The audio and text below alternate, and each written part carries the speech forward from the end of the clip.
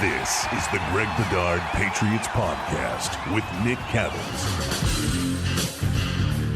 This episode is brought to you by Prize Picks, the largest daily fantasy sports platform in North America. Download the app today. Use the code CLNS for a first deposit match up to $100. And if you like the pod, love the pod, want to support the pod, go over to Prize Picks, sign up using that code CLNS. And it will help us tremendously. We're going to do a little bit of a mock draft today, Greg, in a little bit. We'll go back and forth, dueling mock drafts. But first, just a couple of headlines. Let's start with Tom Brady lighting the social media world on fire on a podcast, saying that he would be open to returning. Your thoughts on that?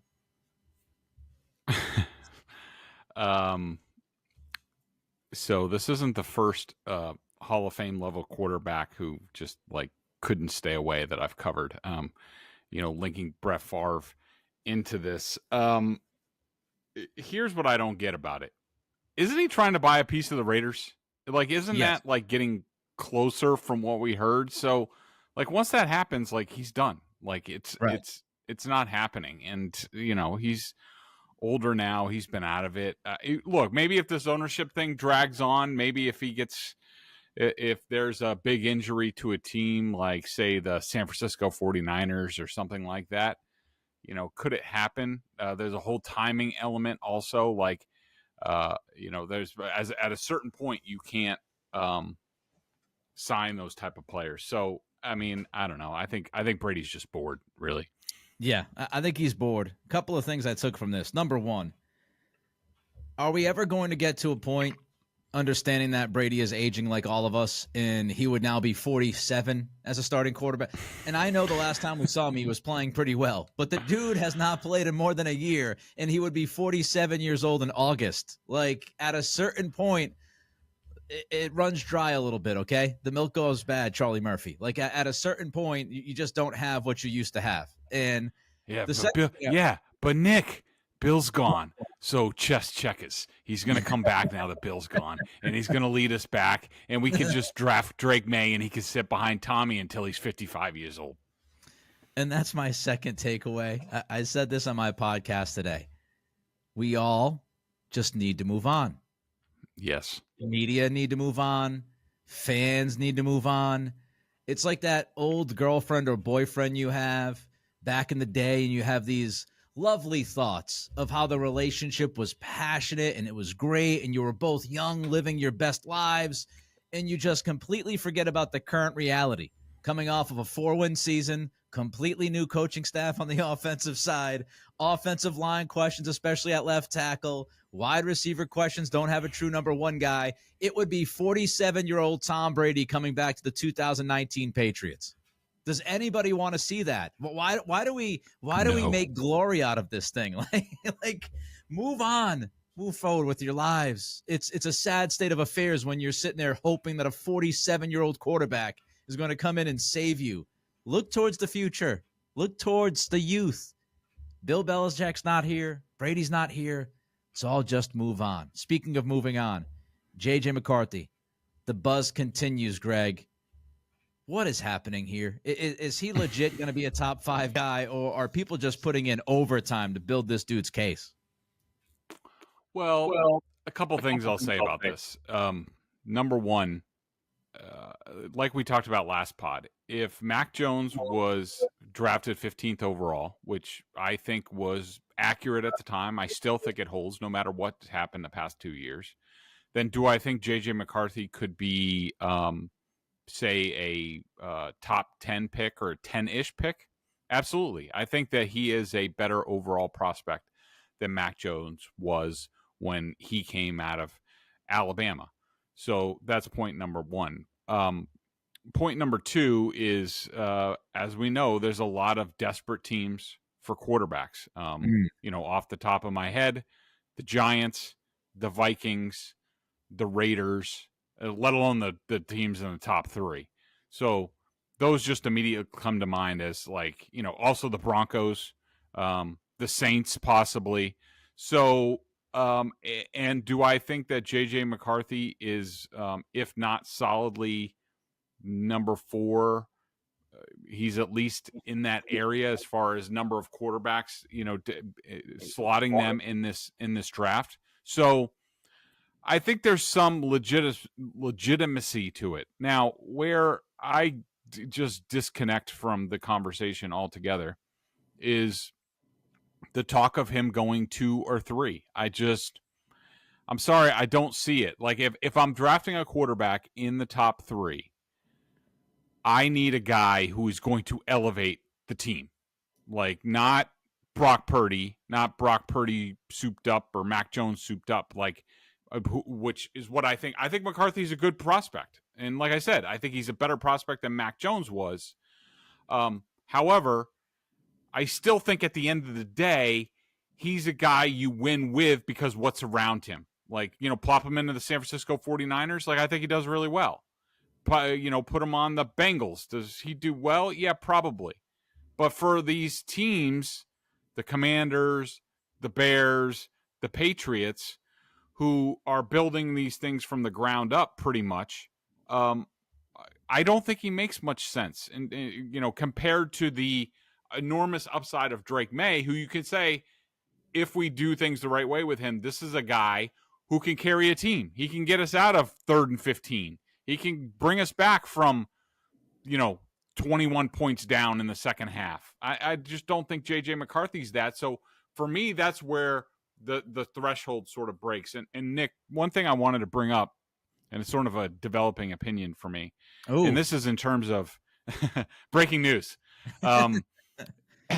In terms of, there's a lot of, there's a lot of buzz around J.J. McCarthy and the Patriots. Tom Curran has changed his tune on J.J. McCarthy.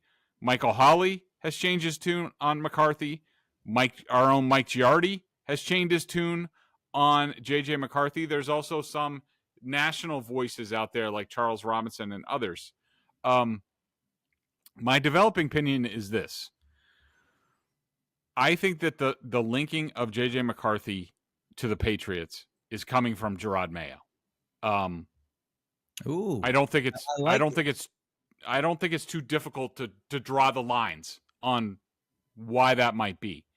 Now I have no problem with that. And, if these guys are talking to Gerard Mayo, God bless them. They're really good at their jobs.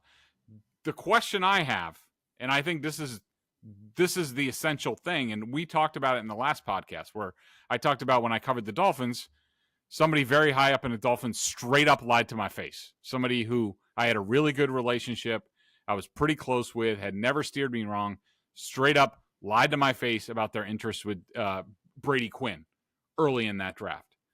So my question is this. Is what's being put out there, is it legit? Or is somebody like Elliot Wolf saying, Gerard, why don't you go out there? Why don't you put out there that we're really interested in J.J. McCarthy? Just in case it might get us, maybe teams get antsy. The Vikings might kick in an extra first-round pick. We're not really interested in doing that, but who knows? Well, Gerard, you have really good relationships with the media. You were in the media. Why don't you go out there and put it out there like that we love J.J. McCarthy? And, now, that being said, I don't think that Gerard Mayo, when he talked about Drake May's floor at the owners' meetings, was playing chess, not checkers. Like I think he was repeating what he had heard in the building from the scouts, from Elliot Wolf, perhaps on Drake May. Yeah. And so I don't know. I'm just curious. It's a developing opinion, and I'm curious, like, what you think about it. Here's my developing opinion, and it kind of goes hand in hand with what you just said. I said it on my podcast earlier today. I get the feeling, because so much has been said about the Patriots, this idea of moving out and maybe trading. Every time I hear about the Patriots might trade, it's always followed by, but it's going to be really difficult. They love all the guys there. It's going to take a lot. I think Elliot Wolf loves one guy in this draft as far as the third pick. I don't know who it is. I don't know if it's Daniels. I don't know if it's May. I don't know if it's McCarthy. My gut tells me it's May, but he loves one guy. And everything we keep hearing about J.J. McCarthy this, J.J. McCarthy that, J.J. McCarthy this, J.J. McCarthy. I think it is a case of if our guy is not there at 3, we're moving out. And we are going to try to get as much as we can. So let's keep pumping the tires of all of these quarterbacks to make people believe they're going to really have to overpay to get our pick. I think Wolf has one guy in mind, and I think everything else is a bunch of crap. And I don't even know if a lot of people in that building know which guy Wolf wants right now on April 12th. I don't think they do. Yeah. Nope. So I think he loves one dude, and I think all of this is a smokescreen, and it's trying to get teams desperate to battle themselves amongst each other to move up to 3 and get that quarterback that they want if Wolf's guy is not there. So if Drake May goes 2, I could see Wolf say, all right, best offers. Doesn't mean that he's, going to move out. If he doesn't get a great offer, then maybe he doesn't move out. But that's my developing opinion, that all of this stuff we're hearing is a bunch of noise. Wolf has one dude amongst the group of quarterbacks. If he's there, he's picking him. If not, he's hoping for a Godfather offer. I do not disagree with any of that. All right, let's move on to our mock draft, the dueling mock draft. I'm going to go 1 through 34. So we're going to have some fun here. It's not going to take forever to go through each pick, especially the picks that we both feel, really good about. So let's start with that. Let's start with the Chicago Bears. The number 1 pick in the 2024 NFL Draft, Greg Bedard, is? Caleb Williams, no doubt. I'm with you. Caleb goes 1. Now we have some fun. Washington Commanders on the clock. Adam Peters is there. Dan Quinn is there. The new owner is there, causing all sorts of issues. Who did the Commanders go with at number 2?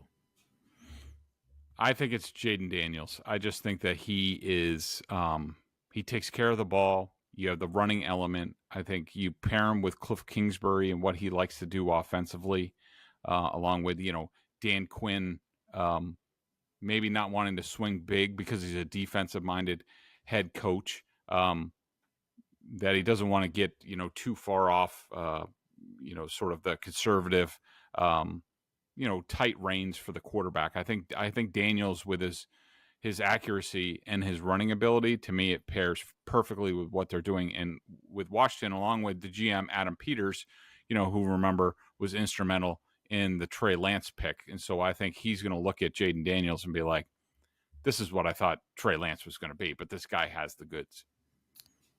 I'm going with Jaden Daniels as well.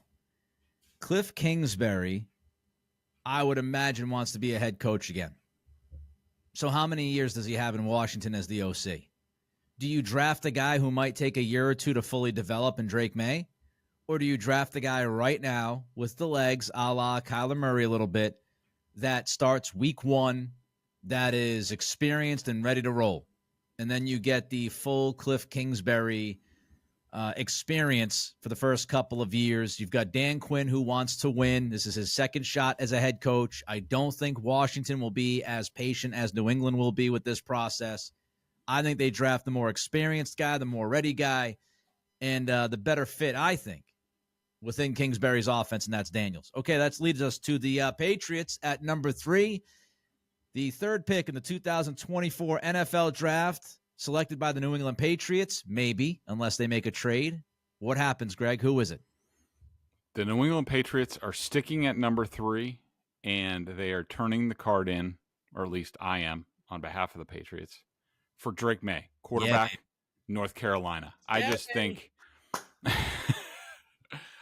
think there's just too much upside there. I see a lot of similarities between Drake May and Brett Favre, who Elliott Wolf's dad basically made his career, put himself into the Hall of Fame with the trading for Brett Favre.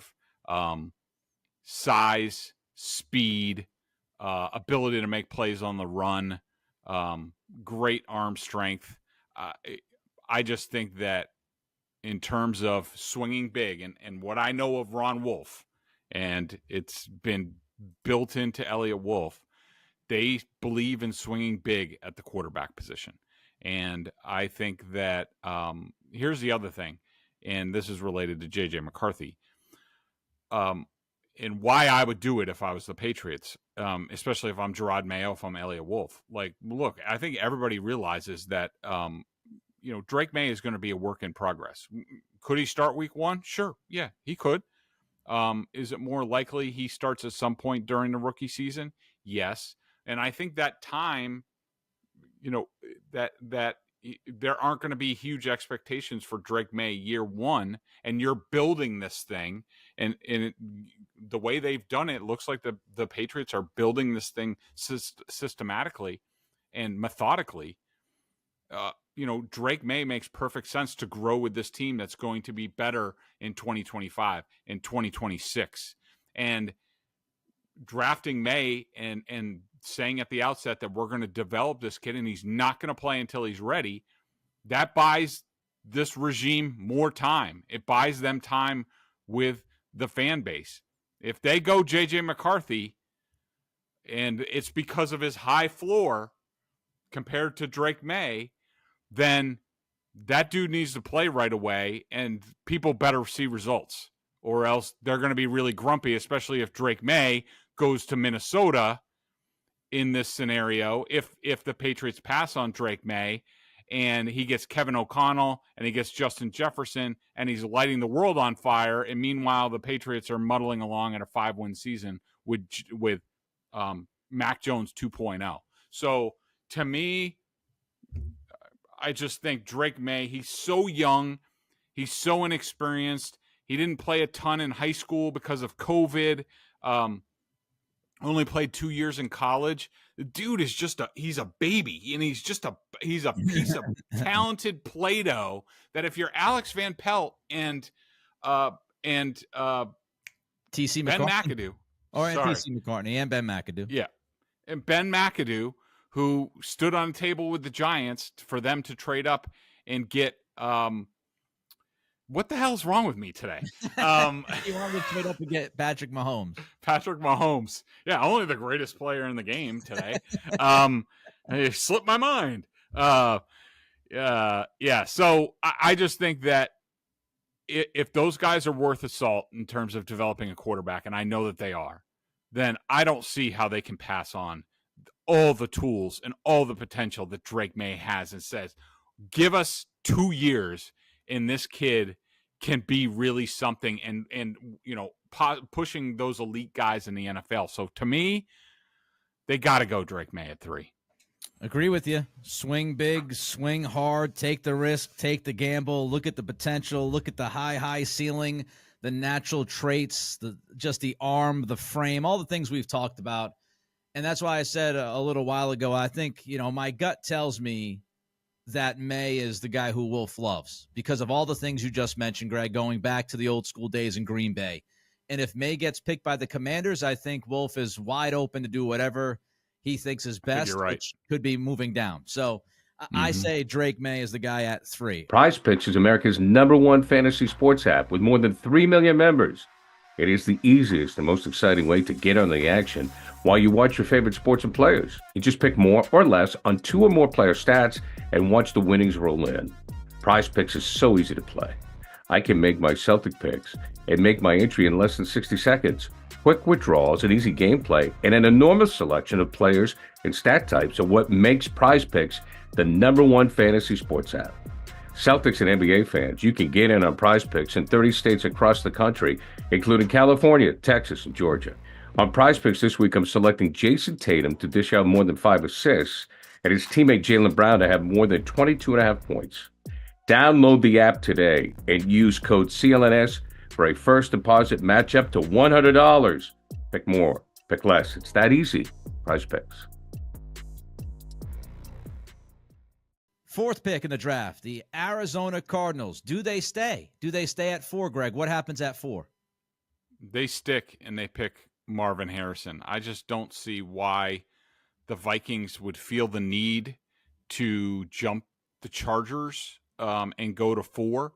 So I have the Cardinals sticking and taking Marvin Harrison Jr., even though it's very close with Malik Neighbors, who probably has more upside than Marvin Harrison, But with Marvin Harrison, it's almost no doubt Pro Bowl, All-Pro, borderline at the very least Hall of Famer at the end of his career. It's a very boring mock draft so far because I agree with you. Marvin Harrison Jr. going 4th to Arizona. I got to trade for number 5. I got to trade. And so does Greg. And I want to tell people, Greg and I did not talk about that. He literally sent me a text like 45 minutes before we recorded this and said, we'll do a mock draft today. I've got the Vikings moving up to 5, making that deal with the Chargers. Chargers move down. I've got the Vikings selecting J.J. McCarthy, quarterback out of Michigan. Ding, ding, ding. Same thing here. Yeah, I just think they have to get a quarterback. I think he's more plug and play. I think he'll be better in that scheme. And with those players, like we talked about, in that offense and that coach, then Drake may will initially with the Patriots, and I don't think there's anything wrong with that. And people shouldn't be, and I know we're going to hear it. There's going to be the whole comparisons. Here's a picture of Drake May sitting on the Patriots bench, and here's J.J. McCarthy leading the Vikings over the Packers and Jordan Love. I know we're going to hear all about that, but I don't care. It's not about next year. It's about, Lan, you said it last podcast. It's about 3 years out, 5 years out, 10 years out, and I'm okay with that. I'm okay with May. Yep, we totally agree. And let's not forget, like McCarthy, he goes to the Vikings. He has Justin Jefferson. He has Jordan Addison. He has a better offensive line. Like, he has more to work with. So it's a perfect situation for him. I don't think New England is a perfect situation for him. I think May is the perfect guy for the Pats because they're both kind of on the same timeline. You don't have to rush. You don't have to have that crazy urgency like Minnesota does because Kirk went down to Atlanta. All right, number 6, the Giants. Who goes there? Number 6 is Malik Neighbors. I think the Giants are horny for a quarterback. I think they'll try to trade up, possibly into the bottom of the first round to get one. I think they would, and I heard Mike Lombardi say this on his podcast, and he knows those guys, or at least he knows Dayball pretty well. And he said like Dayball and Shane, the GM, absolutely love Drake May. They see a lot of Josh Allen in him. Both of them did the thing with Josh Allen. They would love to get their hands on Drake May. So, maybe the Giants get really creative with the Patriots. But I have them sticking where they are and taking Neighbors, who might be, at the end of the day, better than Marvin Harrison. Going outside the box here, I'm staying with wide receiver. And look, I would probably lean Malik Neighbors, but I got a little bit of a wrinkle here. I got Rome Odunze going to the Giants out of Washington. Mm-hmm. I don't think there's a huge amount of separation between these 3 wide receivers. A lot of people talk about Marvin Harrison Jr., and he is the best receiver in this class. But Neighbors a little bit, less refined than that guy. Odunze, I think he's ready to go. He's ready to go. He's terrific. Catch point, good hands. He can kill you in the red zone. Just a number of tremendous catches downfield. I think Odunze is, if you were to compare him to somebody, DeAndre Hopkins-esque in his game, and I like him. So I'll go Rome Odunze there. All right, number 7, the Tennessee Titans. No longer Mike Vrabel leading this charge. What do you got? Rand Carthon continues his dream offseason, especially in the opinion of many Patriots fans, by grabbing Joe Alt, the tackle. So if Will Levis is worth anything, they got Calvin Ridley in free agency, along with they also beefed up other pieces on the offensive line. They got did they get L'Jarius Sneed? Was that them? Yes. No. Yeah, they got L'Jarius Sneed. They get the cornerback. They get the wide receiver. Now they get the best tackle on the board. And so good job on Rand Carthon. Hopefully Will Levis is worth a crap. Yeah, we agree. Joe Alt going 7th to Tennessee. Perfect fit. They need a tackle. Alt's the best tackle in this draft. I watch a ton of them at Notre Dame. I don't miss a Notre Dame game. Dude is young still, has tons of potential, is just a giant. He's like 6'8", 6'9", just a huge, massive human being. So I've got Alt. All right, number 8, I've got a trade, Greg. I've got a trade at number 8. I've got the Chargers, who moved down to 11 with the Vikings. I've got them jumping back up to 8. Got the Chargers moving up to 8 with a trade via the Falcons. Who do they want? And I have them selecting Talise Fuaga, offensive tackle from Oregon State. Jim Harbaugh, big believer in the trenches. He doesn't get Alt because they moved down, but he gets Fuaga and gets his offensive tackle of the future. So he's happy, and they still have pick 23 coming up. So I've got the Chargers moving up for the young offensive tackle. What do you got? Good player. So I have the Falcons sticking and taking Dallas Turner, the edge player from Alabama. Their pass rush has stunk for years, and so I'm getting them some help there. All right, Chicago, number 9. Well, you got Caleb Williams at number 1. What do you do at number 9, Greg? Roma Dunze. Pair him up with Caleb Williams. They get to grow together. Great start for Chicago there.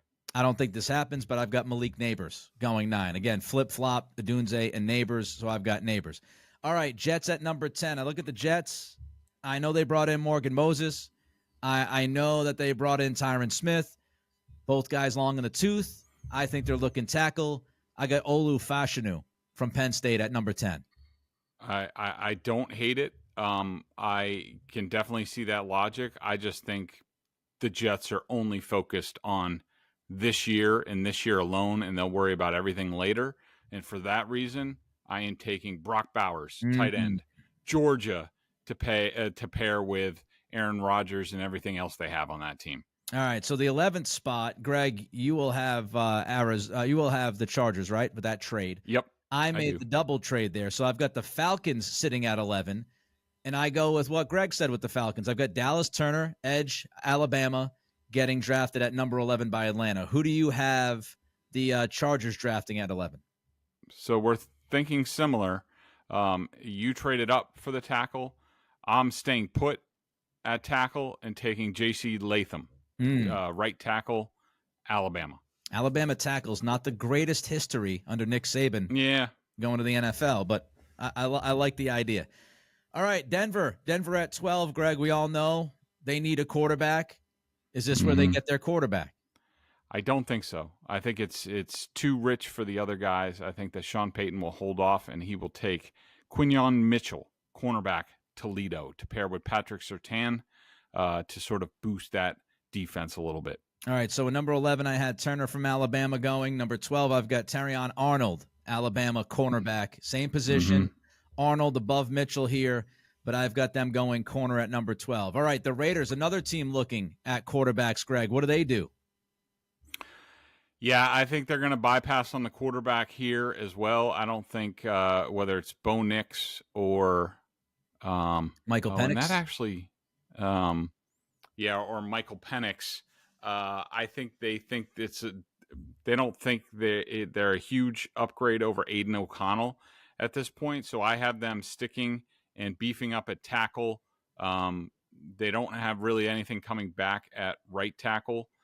So I have Fuaga. What's his name? Fuaga? Fuaga. Going here to the Raiders. Greg's got Fuagugu. Fuagugu's going. I'm all messed up today. I think it's the weather. I'm so sick of this freaking weather. Shit weather. All right, I've got another cornerback. I go back to back, belly to belly with cornerbacks here. I got Quinyon Mitchell, the guy that Greg had going 12 to the Broncos. I've got going to the Raiders out of Toledo. All right, number 14, New Orleans Saints. Olu Fashanu. Oh, yeah. Tackle, Penn State, going here to the Saints. Trevor Penning hasn't lived up to the billing.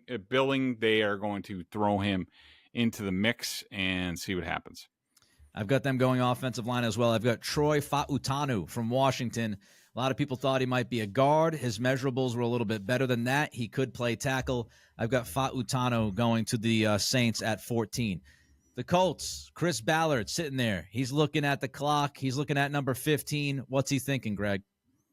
I have Arnold, the cornerback from Alabama, going here. They are desperate for cornerbacks with the Colts, and you had them going earlier, but I have them going here to the Colts. All right, they are desperate for a cornerback, but because Arnold and Mitchell are both off the board, I think they look at the other guys and believe their reaches. Cooper DeJean might be a name, but I think that's a little too high for DeJean. So I'm going to go with the Colts, selecting Brian Thomas Jr., another need for them, wide receiver, LSU. Can really stretch the field vertically. Not the best route runner right now, But if you work with him, you develop him, he could be dynamite.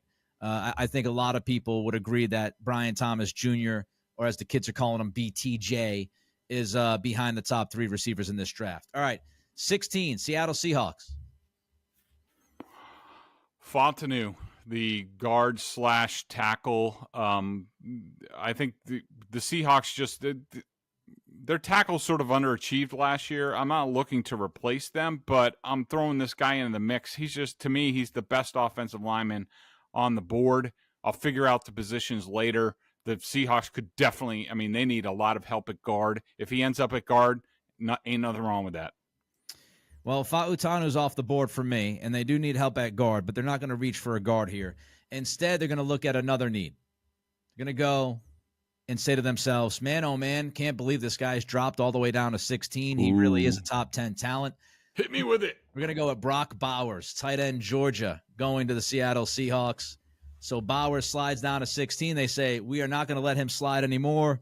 We're drafting him, so Bowers to Seattle. All right, 17, Jacksonville Jaguars.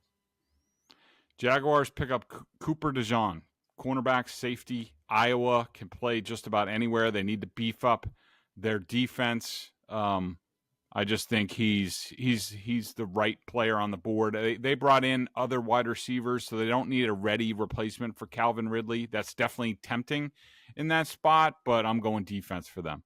All right, reach alert. Reach alert. This is the first time we go, uh-oh, we got a reach alert, everybody. Jaguars are pissed that they lost Calvin Ridley.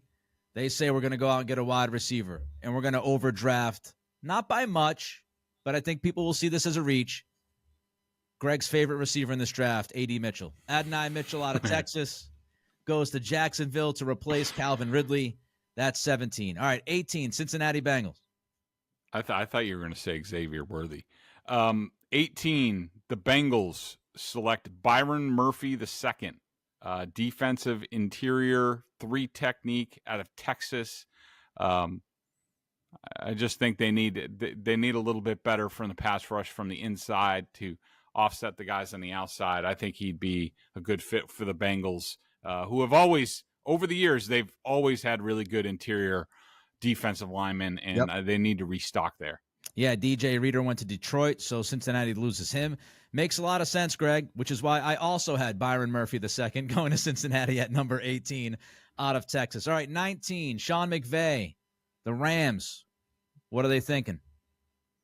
So this might be a little bit of a curveball. Oh. This might be one of the shocking picks of the first round. Oh, I like it. But the Los Angeles Rams select Michael Penix Jr., quarterback, Washington. Oh, baby. Oh. I think he would be awesome in that scheme. I think he would be tremendous in that scheme. Look at you, Bedard. Penix going to the Rams. All right, I'm going to go boring. I got Jared Verse. They need an edge out of Florida State. His story is terrific. Not a highly recruited guy. Comes from a small college. Moves up to Florida State. Does all the things right. Produces on the field. I've got Jared Verse going 19. All right, number 20, the Pittsburgh Steelers. Brian Thomas, wide receiver, LSU. He'll probably go before this, but this is just the way this shook out. I love Brian Thomas. I think he's awesome, and I think he's sort of the next really good Steelers receiver. All right, so I've got somebody here that I think makes a lot of sense for the Steelers. They need interior offensive line help. I've got Jackson Powers Johnson from Oregon. Yeah, I like it. I think he's a good fit for Pittsburgh, so I've got him going there at 20. All right, 21. That would be, by the way, the Dolphins, Nick. The Dolphins at 21. The Dolphins at 21. So I am going, this probably won't work out this way, but, out goes Christian Wilkins. In comes Zurhan Newton, defensive interior, Illinois. Big, beefy interior lineman. I'm going to go with back-to-back interior offensive lineman. I'm going to go with Graham Barton out of Duke, going to Miami. They just lost Hunt, so you can play him at center. You can play him at guard. They need help there on that offensive line, so I think he gets picked by Miami at 21. Philadelphia Eagles, interesting team. Howie Roseman always cooking something up at 22. What's Roseman do this year? He's getting some help for that secondary, which was a flaming disgrace at the end of last season by grabbing Nate Wiggins, cornerback, Clemson. Nate Wiggins. I think he's being overlooked a little bit. I liked him early in his career. I just feel like the feeling about him is he tailed off a little bit towards the end. But if you asked me a year or two ago, I would have been like, that guy's going to be a stud, top 10 pick, top 12 pick. So, all right, that's what you've got going on. I think Howie Roseman, I always think offensive line and defensive line. And I got him going with Amarius Mims, somebody who is, raw, projected to be possibly a special tackle talent at 22. I think Roseman says, if this guy was drafted next year, he's a top 5 pick, top 8 pick. And he goes with Amarius Mims to help out that offensive line. All right, the Chargers at 23 for the both of us here. Of course, the Chargers in both of our mock drafts dealt with Minnesota. Minnesota moved up to draft J.J. McCarthy, so the Chargers sit at 23. I have them taking, because I don't want them on the board when the Patriots are picking, A.D. Mitchell, wide receiver, Texas. All right, so I've got, you go into this draft if you're L.A., and you've got two big needs. You've got tackle and you've got wide receiver.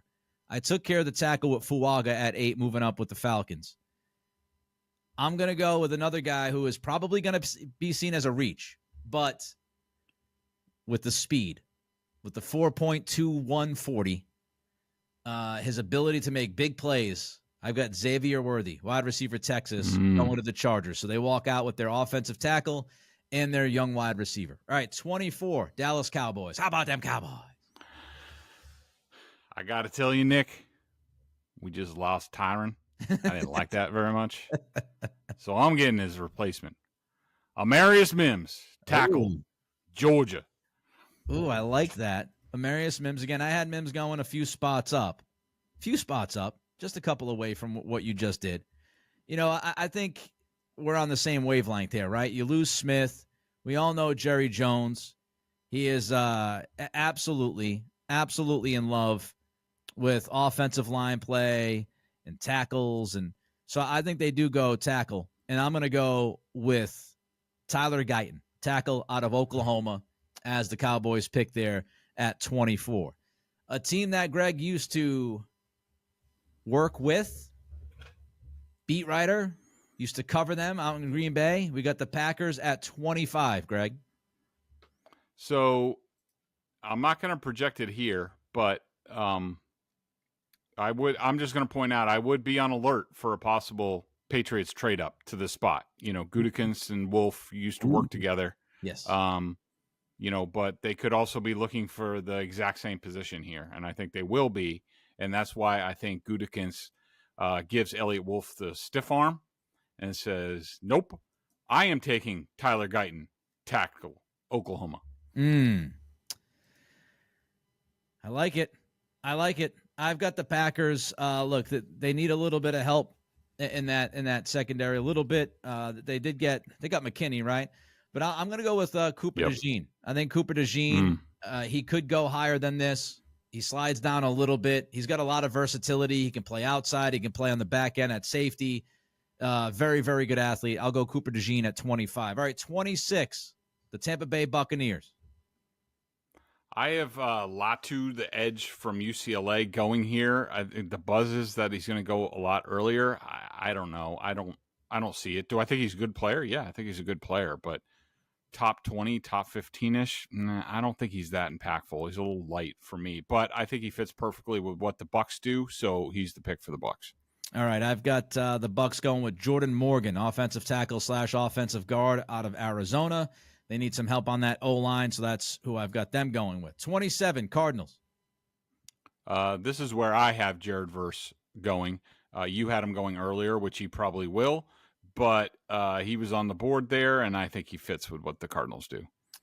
Same wavelength. Looking at edge, the guy you just drafted for the Bucs, I've got going to the Cardinals, Latu, edge out of UCLA. All right, 28, the Buffalo Bills. They do not move up. Some people think they'll be looking to move up, but neither Greg nor I have them moving up in this draft. At 28, are they looking receiver, Greg, or are they looking somewhere else? They are. They're getting their Steph Diggs replacement with Troy Franklin, wide receiver, Oregon. Oh, It's not fair to Troy Franklin, man, but I got a Tyquan Thornton PTSD. Not fair to him, but all right. I've got the Bills going receiver too, but I do not go with Troy Franklin. I go with Lad McConkey, wide receiver out of Georgia. A lot of versatility, can play inside, can play outside. Very good route runner, underrated athlete, as we saw at the combine. So I got McConkey going to the Bills. All right, number 29, Greg. Detroit. Another spot, Nick, where the Patriots, if there's somebody on the board that's lingering there, that's at the top of their board, that's still there, I do think that the Lions would be open for business at 29. I am not trading up here as the Patriots, but I have the Lions sticking and picking Xavier Worthy, wide receiver, Texas. I've got Detroit sticking and picking as well here at 29. And they just lost Cam Sutton because of that situation legally going with him. They released him, so they're looking at cornerback. I know they brought in Carl Davis via trade. I understand that. But I'm going to go with more defense. I'm going to go with Nate Wiggins, somebody who probably should go higher than this. Lions see the value, and they draft Nate Wiggins, cornerback out of Clemson. All right, number 30, the Ravens. I have a trade. Ding, ding, ding, ding, ding. Now, this is going to be controversial because the Ravens need an offensive tackle, and I understand that. However, Eric DeCosta is very good at his job. There are tackles in this draft. I think DeCosta says, I don't mind sliding down 4 spots with the New England Patriots. I think the Patriots see a young tackle that they like a lot, somebody who is big, athletic, has a great family tree, grandfather drafted by the Patriots in 1972. Look it up, kids. Google it. Somebody who played in a wide and mid-zone offensive scheme at BYU. He is somebody who has that potential. Might take a year or two to fully get him going with Scott Peters and Rob Kugler, but I've got the Patriots trading up to the 30th pick so they can leapfrog the 49ers, who are also looking for offensive tackle help, and drafting Kingsley Suamataia from BYU. I like the thinking. As you'll see in a few picks, I did, like I said, I did consider trading up with Detroit. I do think that the Ravens and Eric DeCosta, because I think he's very comfortable in his evaluations, is fine moving down a few spots and picking somebody else. But I have them sticking and helping their cornerbacks, which seem to get injured all the time, and they're always dealing with injuries at cornerback. I just don't think that they can afford to pass on Kool-Aid McKinstry, cornerback, Alabama. I mean, not a better name in the draft, right? Yeah. Kool-Aid McKinstry's got to be best name. And speaking of Kool-Aid, I got Kool-Aid going 31 to the 49ers. Again, the 49ers need offensive tackle help. I think they look at this and they say, there's really nobody here that's worth swinging for at 31. The Patriots jumped us, damn it. They got Suamataia and Morgan's off the board and Guyton's off the board and Mims is off the board. So let's just go with some Kool-Aid out of Alabama, Kool-Aid McKinstry at 31 for the Niners. All right, 32. I've got a trade, Greg. Ding, well, ding, let ding, me give ding. you my 31 pick. Oh, that's right. I'm sorry. I got so excited over my trade. Sorry. So this is where I have Graham Barton going to the Niners. While he's not exactly a tackle, I think he's more of a guard, but I do think he has that versatility. And I just see when I see Graham Barton, I just think of him in a 49ers uniform, and it just fits. All right. Now I'll get to my trade where I just was so excited to share this that I wanted to railroad Greg's 31st pick. The New York Giants trade up. They trade up with the Kansas City Chiefs. Giants want a quarterback. They're looking quarterback. Now, remember, earlier in this draft, the Giants landed Rome Odunze. Greg had them drafting Malik Neighbors. So they got their stud young wide receiver 1 in town, ready to roll. And they draft Bo Nix, quarterback out of Oregon, to grab that 5th-year option on the rookie deal at the most pivotal position in the draft. So I've got the New York Giants trading up to 32 and drafting Bo Nix. I thought you were going to go Penix there with Odunze and Penix reuniting in the Big Apple, that sort of thing. I like Nix better than Penix. I do. The health thing scares the crap out of me, and some other stuff too. But I just, for storyline, I should have gone Penix. I like that though, Penix with a Dunze. But I go Bo Nix. Yeah, but I don't know if he's a fit for what Daboll does. I would have to think about that longer. But I have the Chiefs sticking and taking somebody who you already drafted. I think he would be perfect for the Chiefs and Patrick Mahomes, now that I remember his name again. And I just think Lad McConkey from Georgia would just be plug and play for the Chiefs and be an upgrade on what they had last year. And but I could see the trade down because guys like Lad McConkey, there's so many of them in this draft that they could definitely trade down and get somebody good. Deep receiver. All right, so that does it for my mock draft, but Greg's going to go to 34 since the Patriots pick at 34. I had the Patriots moving up. So let's go to Carolina. Carolina with the first pick in the second round, Greg, at number 33. I have them taking Xavier Legette. Yes. Legette. Wide receiver, South Carolina. I think that the owner will push on them to get Bryce Young, one of those big sort of alpha outside receiver types. And he basically stays in the area from right down the road at South Carolina. And so that leaves me to the Patriots. I decided not to trade up. I sort of took a risk that my guy, our guy, your guy would be there, that other people would pass on him and he would be there. But I am going also with Kingsley Suamataia. Did I say that right? I go Suamataia, but Suamataia. Potato. So they get their quarterback at 3. They get their future left tackle at 34, and they're cooking with gas. And as soon as they trade for a wide receiver 1 after the draft with a future pick, now we're talking. The Patriots are back, baby. There you have it. Our mock draft, by the way, this episode brought to you by Prize Picks, largest daily fantasy sports platform in North America. Download the app today. Use code CLNS for a first deposit match up to $100. Make sure you let Greg and I know how much you hate our mock draft. We're looking forward to that. You can check out Greg at BSJ, $50 for the year. Mike Giardi as well, tag team and Patriots coverage. Everybody have a great weekend. Be well, be safe. Don't get yourself in trouble. We'll be back early next week. Who knows what's going to happen? It's really, truly the silly time now. I mean, we've been saying it, but just wait. When you get 10 days to 2 weeks left before the draft, shit gets out of control. So just get ready for the silliness to get ramped up. He's Greg. I'm Nick. Goodbye.